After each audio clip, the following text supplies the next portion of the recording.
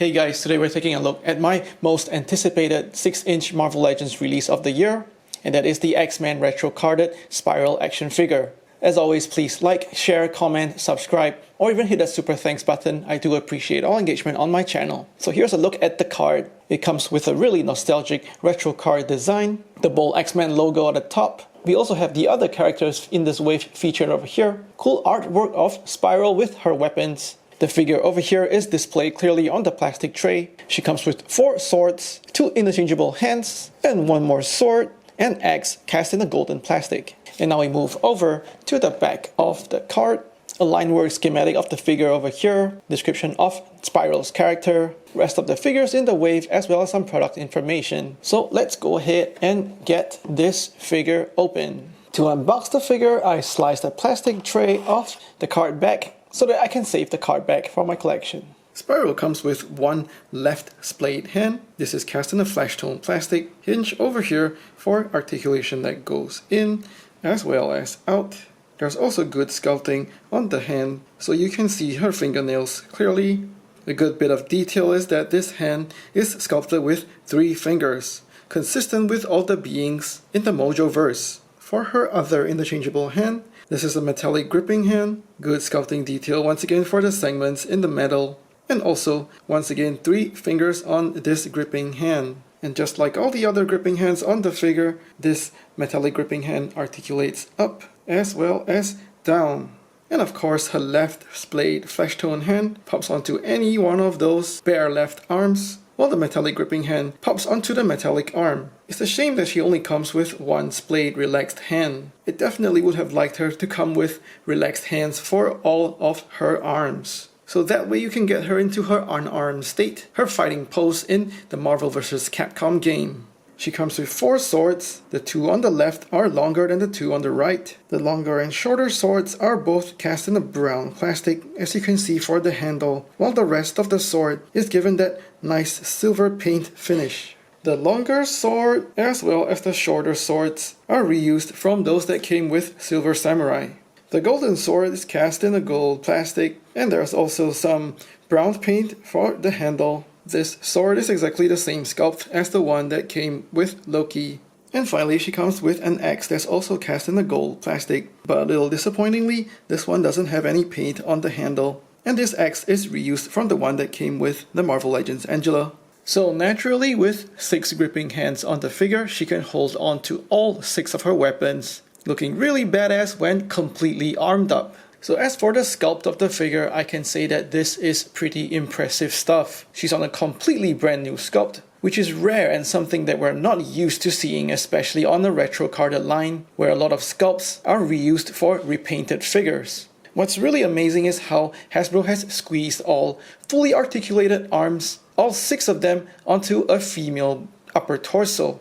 The other thing that you will notice about the engineering of the figure is that all her hinged joints are coming with concealed pins as well. So all those hinged joints definitely look aesthetically more pleasing.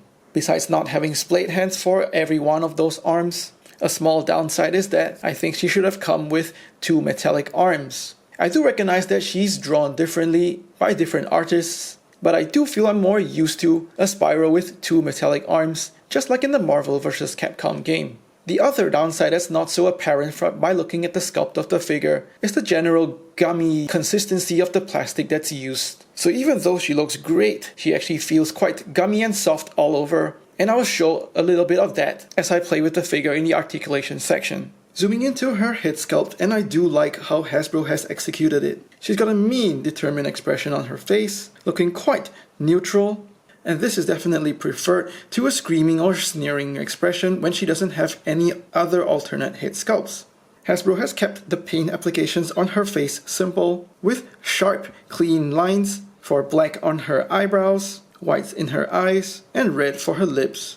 The high definition dot matrix printing technique means you get to see the definition even in the sharp paint applications for her eyelashes. She's got a white hair sculpt that's suitably draped around her shoulders. And on top of that, she's got a Japanese-inspired kind of samurai helmet. This is cast in a metallic silver-looking plastic with sculpted details like the layers down the sides, and there's blue paint at the top for the two stripes that run from the front to the back of the helmet. There are also a couple of rivets for design elements, as well as the two sort of horns that stick out to the side, and this makes the helmet look interesting. Likewise, the white hair sculpt has good definition and splays down the back, resting quite nicely on the shoulders and the back of the arms. She comes with metallic plastic shoulder pads, and these are also articulated, pegged into her shoulder. And to have a closer look at these shoulder pads, they do swing in and out on those pegs, but are generally held in place by the hair sculpt. If you don't like her with shoulder pads, you also have the option to pop them off. The holes are on the back of the figure, so that should be well concealed by her hair sculpt. The rest of most of the figure is cast in a light blue plastic. Sharp paint applications for the yellow pendants on her chest. These pendants also have a hit of silver that outlines the yellow and really makes those pendants pop on her chest. And as you've noticed by now, 5 of her arms are cast in flesh tone plastic, with the one metallic arm cast in that silver metallic looking plastic. I do like the silver plastic on this. It catches the light nicely and there's a good shine to it. The other flesh tone arms do also have silver paint for a couple of accessories and design elements like her gauntlets, as well as those straps around her biceps. And these arms do have those conceal pin technology, so they're definitely more aesthetically pleasing. Looking at her flesh tone hands, I also do want to point out a little bit of cool detail. As you can see, some of those hands are not the same sculpt. These two are the same sculpt with the separate last finger, but the middle arm has its own differently sculpted gripping hand with all 3 fingers sculpted together. Around the waist of the figure, she's got a belt that's cast in a light brown plastic, 5 pouches down the front with details like the buttons and the flaps. And she's also got a hit of silver paint for that buckle down the middle of the belt. The belt has 2 straps and rests nicely and snugly on her waist. There's no paint on the rest of her legs. It's mostly that light blue plastic, but there are nice sculpted details, like the seam that runs down the side of her pants, and also 2 cargo pockets, one on each side of her thighs. She's got those furry leg warmers. Once again, nice sculpting. In fact, the sculpting does look quite similar to her hair sculpt, and all those fur is sculpted quite nicely, flowing quite naturally down her calves. And the sculpts do incorporate some space, so you have wiggle room to maneuver and pose the articulation in her ankles. I would normally prefer some sort of wash to bring out those sculpting details on these furry leg warmers. However, the white plastic does have a good tendency to catch the light and form shadows, so all that sculpting detail is quite apparent from just the bare plastic. So overall, the paint applications are quite simple, but very well applied all over the figure. And this is definitely a very iconic sculpt for the Spiral character. Moving on to articulation, her head is on a double ball dumbbell joint, so she does get some sideways turning. The hair does get in the way and hinders quite a bit of the articulation, but you still get a little bit of sideways wiggling. There's just that little bit of downward range, but not much upwards, once again also hindered by that hair sculpt. Her shoulder pads are pegged in and do swing in and out. Every arm of hers comes with a swivel hinge that goes into the shoulders, so you can swing those arms forward and backward. They also do go out quite a good range, but as you can see over here, this plastic is pretty gummy and sometimes her arm even pops off at the bicep swivel. But no worries, it pops back on. It's just a little annoying as you try to articulate her shoulders. The bicep swivel, of course, goes 360, double hinge pinless elbows, each one fantastic range. Swivel hinge at those wrists, so they do swivel 360 as well as bending down and up, which is good for weapon wielding hands. She's got a mid-torso ball joint, however, once again the gumminess of the figure shows and she kind of wobbles and wiggles on that ball joint. It does get you some 360 spinning, also able to get some sideways tilting, however there's not much range, just a little bit of forward bend and a little bit of backward bend as well. So there's definitely some room to modify that ball joint to get more range out of it forward and backward. Ball joints at the hips, and these go just out that much. I do think Hasbro could have given her more range to do a complete split, especially for a character like Spiral who's pretty agile. No problems forward and backward. There's a thigh swivel that lets you get 360 and is a little squeaky and could be a little gummy, as you can see the bounce back as I turn that thigh swivel. Double hinged, pinless knees for very good range once again. That's just slightly hindered by the furry leg warmers. Impressively, she's also got a calf swivel, and this is disguised just below that furry leg warmers. So you can spin her calves 360, but once again, that's also Gummy, as you can see that return in her calf as I twist it.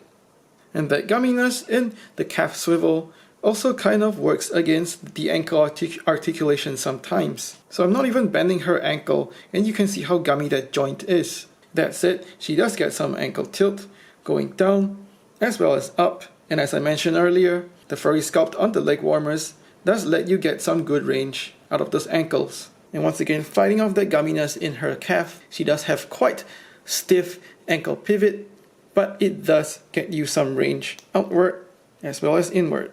Spiral's freakish nature with her 6 arms and her many weapons means that she is really fun to pose with and mess around, looking really awesome when you get her into a battle pose, holding all those weapons and looking really intimidating. However, because of the gummy nature of her joints, coupled with the fact that she's got 6 arms and 6 weapons on top, making her a little top heavy, you might have to fight her gummy joints, especially in wider action stances. So you do have to find ways to balance her, and I also think that after some time she might just give way and topple on your shelf. And of course her high center of mass because of those 6 arms means it's probably impossible to get her into her Marvel vs. Capcom fighting stance. But it looks reasonably close when you can do it with a flight stand. Definitely looking really cool and very evocative of her game style. However, once again, because Hasbro hasn't given those relaxed or splayed hands, she's not entirely faithful to her fighting stance. So now I'm gonna try some hand swaps for flash tone splayed hands, particularly from a couple of characters like Jean Grey, Moira McTaggart, as well as other figures like Enchantress and so on. You just have to note that these splayed hands are normal human hands, so they do come with 4 fingers, but I think it should be fudgeable for pictures. So I swapped some 4-fingered splayed hands over here, and this is what Spiral looks like. Definitely looking more natural in her Marvel vs. Capcom fighting pose. You can probably fudge these splayed hands for pictures as well. However, if you're looking closely and looking out for those 4-fingered hands, I think you can definitely notice them, especially when you're looking out for those details. Size-wise, Spiral stands at 6¼ inches to the top of her head, and that's about 16 centimeters, or about just under 6½ inches to the top of her horns, and that's just under 16½ centimeters. For size comparisons, I think she looks amazing with Dazzler, Longshot, and Mojo from the Mojoworld exclusive box set. And of course, she looks brilliant beside other X-Men characters. And here she is with Lady Deathstrike and Iron Man. For comparisons with other lines, here she is with some G.I. Joe Classified series and some Star Wars Black series. Spiral finally gets a much needed improved Marvel Legends figure. As much as I want to say I'm impressed with this one, I feel it's let down slightly by the small things, like a full set of alternate splayed hands and the gummy feeling of the plastic. Criticisms aside, I love how her trademark 6 arms are incorporated. Everything on this figure feels newly sculpted, and this is a must-have for X-Men fans. Please like and share this video, let me know what you think in the comments below, subscribe to my channel, or even hit that super thanks button. Thanks for watching, take care and stay safe.